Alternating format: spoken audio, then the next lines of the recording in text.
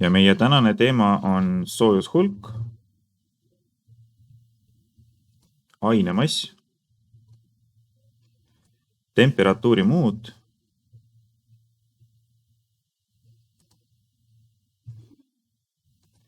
ja erisoojus.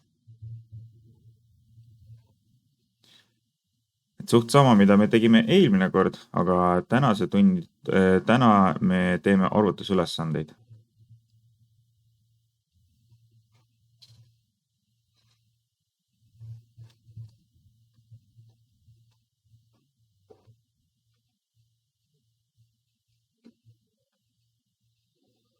Ja kindlasti paneme kirja kõik tähised, mida me eelmises tunnis õppisime.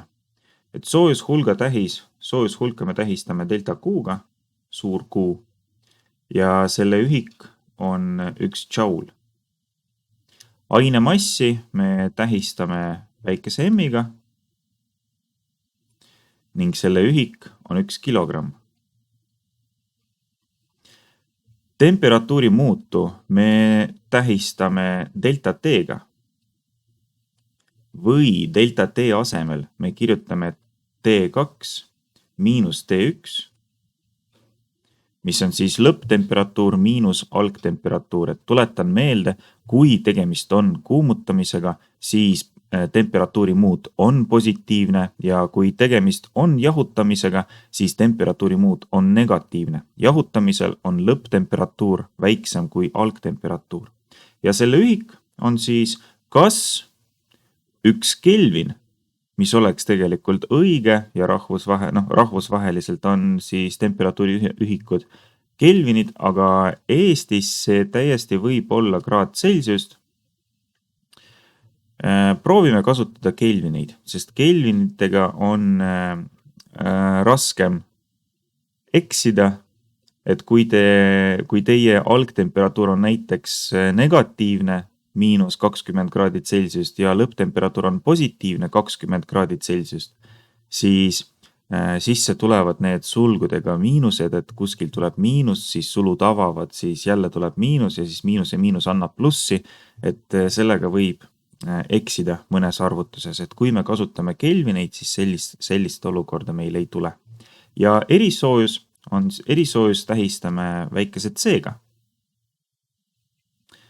Ja erisoojus on siis energiakogus, mida on vaja selleks, et kuumutada 1 kilogramm kindlat ainet 1 kraad Celsiuse võrra või siis 1 kelvini võrra. Vee puhul oli erisoojus 4200 joule'i 1 kilogrammi vee kohta ja 1 kraad Celsiuse kohta või siis 1 kelvini kohta. Ja raua puhul oli see kõigest 450 joule'i kilogramm kelvini kohta. Et vee soojusmahtuvus on palju suurem kui raual. Et kui sa tahad vett kuumutada 100 kraadi võrra ja rauda tahad kuumutada 100 kraadi võrra, siis vee kuumutamiseks kulub sul 10 korda rohkem energiat, juhul kui vee ja raua mass on sama. No paneme siis kirja, et selle ühik on siis 1 joule kilogramm. Ja võt rahvusvaheliselt siia tuleb kelvin, aga Eestis sinna tuleb kraad Celsiust. No see ei ole, me võime kelvineid kasutada, see ei ole vale. Nii, ja kokkuvõttes meie saame teiega sellist valemit, mis on delta Q võrdub M korda C korda delta T, kus delta T on T2 miinus T1.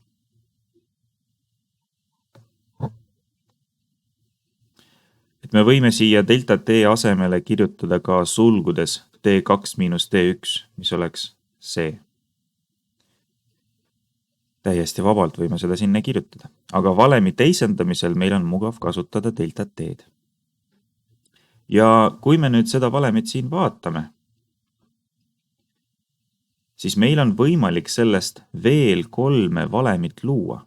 Aga selleks, et seda keerulist valemit teisendama hakata, et näiteks kui me vaatasime teiega tiheduse valemit, mis on rho võrdub m jagatud v-ga, siis meie kasutasime teiega sedasama Illuminaati kolmnurka,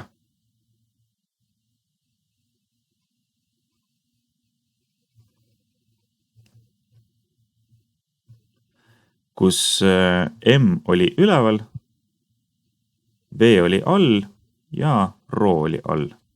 Et kui me tahame näiteks massi kätte saada, siis me korrutame ruumala ja tihedus.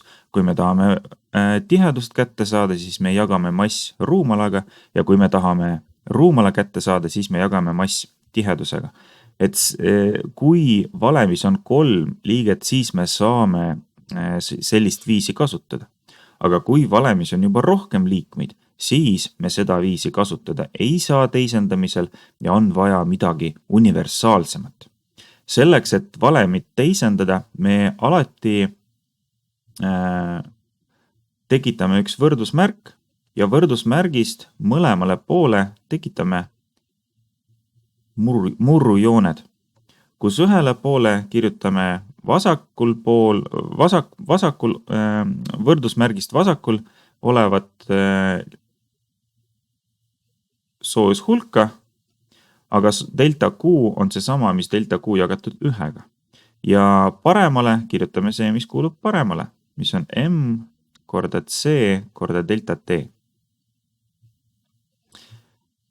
Jagatud 1-ga siis ka. Ja nüüd, kui meil selline valem on olemas, siis sellest valemist me saame teiega tuletada massivalemit,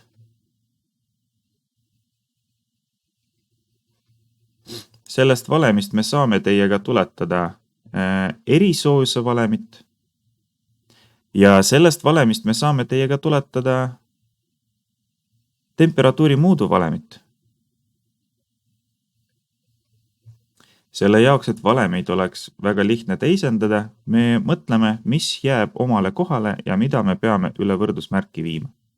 Et näiteks, kui me tahame massi siit valemist tuletada, siis mass jääb enda kohale ja erisoojus ning temperatuuri muud lähevad üle võrdusmärki delta Q alla ja tekibki valem, mis on delta Q, M võrdub delta Q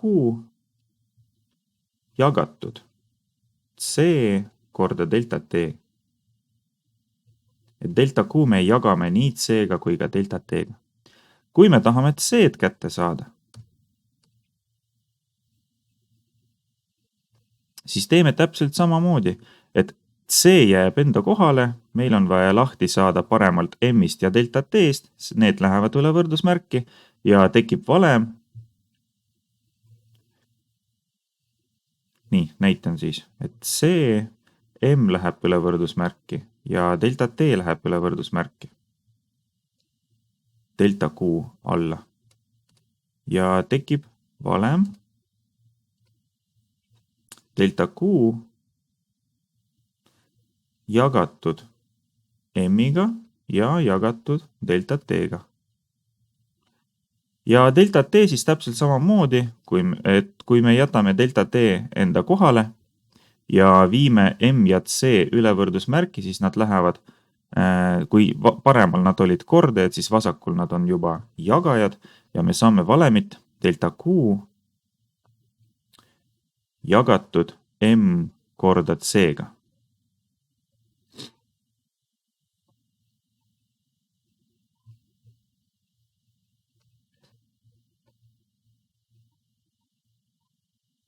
Kas saite 3 valemit kirja?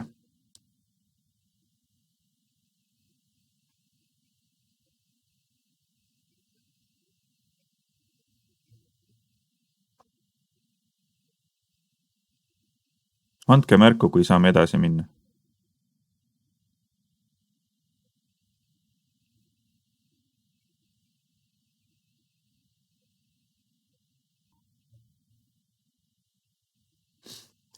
Nii, vaatame täpsemalt seda valemit siin. et meil on temperatuuri muut ja delta Q jagatud M korda C-ga, aga me teame, et temperatuuri muut on T2 miinus T1. Et kui me seda valemit täpsemalt vaatame, siis T2 miinus T1, mis ongi seesama delta T, on võrdne delta Q jagatud M korda C-ga. Ja siit me saame tuletada näiteks, et kui meil ülesandes on olemas energiamuut, on antud aine mass, on antud aine erisoojus ja on antud kas aine algtemperatuur või lõpptemperatuur ja on siis küsitud, kui suur on aine lõpptemperatuur või siis algtemperatuur, siis seda me saame siit valemist tuletada. Et näiteks, kui me tahame saada T2 siit valemist, siis nüüd siin ei ole tegemist kordamisega ega jagamisega, vaid tegemist on summaga, liitmisega või lahutamisega ja kui me siis plussiga või miinusega liige valemis üle võrdusmärki viime, siis muutub tema märk ja kui me nüüd T2 jätame võrrandist võrdusmärgist vasakule ja T1 viime üle võrdusmärki, siis me saame sellist valemit, kus on delta Q jagatud M korda C-ga ja siis pluss T1. Nii, no see on juba keerulisem osa. Et palju mõistlikum alguses on teha astmeliselt, et kõigepealt te leiate delta T ja siis kasutate seda valemit ning leiate järgmise sammuga kas T2 või siis T1.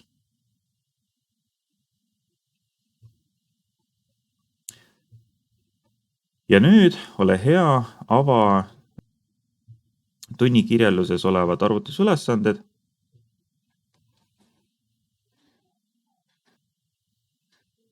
Need ülesanded tuleb teil lahti teha. Ja tuleb lahendama hakata.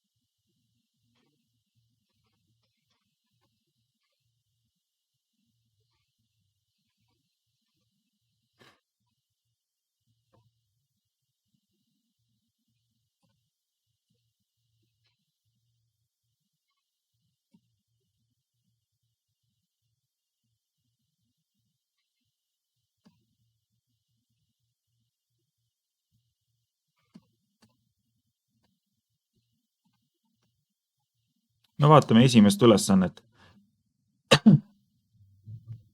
Kui palju kulub energiat 5 kilogrammi vase soojendamiseks 20 kraadi Celsiuse võrra?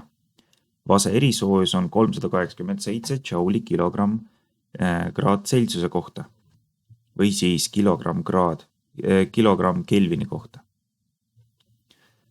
20 kraadi Celsiust, mis asi see on? Et see on vase soojendamiseks 20 kraadi Celsiuse võrra. Et siin on tegemist mitte algtemperatuuriga ega lõpptemperatuuriga, vaid siin on tegemist selle sama temperatuuri muuduga. Et meil siis ei ole vahet, kas vase algtemperatuur oli 20 kraadi Celsiust või 40 kraadi Celsiust. Meil on siin oluline, et selle temperatuur kasvas 20 kraadi Celsiuse võrra. Ja see on see sama delta T.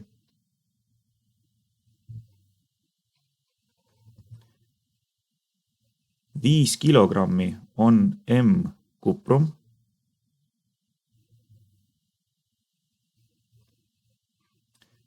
387 on C ja kui palju kulub energiat,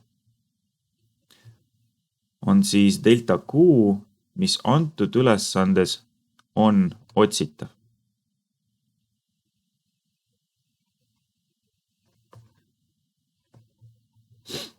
Nii, ja palun pane tähele, et siin on tegemist vase soojendamisega. Et kui meil oleks siin kirjutatud vase jahutamiseks 20 kraad Celsiuse võrra, siis delta T oleks negatiivne, et jahutamisel delta T on negatiivne ja kuumutamisel või soojendamisel on delta T positiivne. Aga paneme kirja andmed.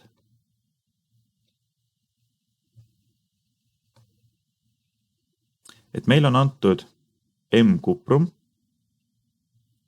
mis on 5 kilogrammi. Et kui keemias teil põhilised massiühikud on grammid, siis füüsikas on need kilogrammid. Meil on antud temperatuuri muut, mis on positiivne ja see on 20 kraadi Celsiust või siis 20 kelvinit, aga plussmärgiga. Ja on antud ka vase erisoojust C kuprum, mis on 387 joule kilogramm kelvini kohta. Ja on vaja leida, kui palju energiat kulub selle vasest klotsi soojendamiseks. Paneme valem kirja. Põhivalem on delta Q võrdub M korda C korda delta T. Seda delta T valemit siin ei ole vaja, kuna ei ole küsitud, milliseks kujuneb temperatuur milline temperatuur oli lõpus või alguses, siin seda küsitud ei ole, läheb vaja ainult ühte põhivalemit. Valemit ei ole vaja teisendada, kuna me otsimegi seda sama delta Q'd. Ja ei jää mitte midagi muud, kui asendada sümbolite tähistaja asemele numbrid sisse, et siis M-i asemele tuleb 5 kilogrammi, C asemele tuleb 387 ja temperatuuri muudu asemele tuleb +20.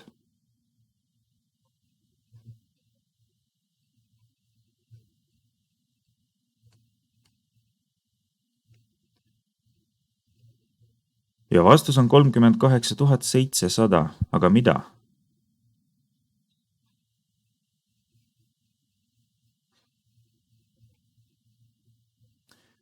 Tegemist on soojusenergiaga ja me peame sellele vasest klotsile andma juurde 38 700 jouli soojusenergiat. Et kui vasest klots kuumutatakse ehk tema temperatuur kasvab, siis tema peab võtma vastu soojusenergiat. Me peame temale seda soojusenergiat juurde andma. Ja see, kui palju me soojusenergiat juurde anname, ongi see sama delta Q, mida me antud valemiga otsime. Kui vasest klots oleks jahtunud ehk tema temperatuur kahaneks, siis tema just vastupidi annaks ennast ümbritsevale keskkonnale energiat ära. Ja see, kui palju ta energiat ära annaks, oleks arvutatav selle delta Q'ga, mis oleks nüüd negatiivne. Ja negatiivne oleks ta seetõttu, et temperatuuri muut oleks negatiivne. Aga see on meie vastus. Tõmbame 2 joont alla, lõppvalemile tõmbame 1 joon alla.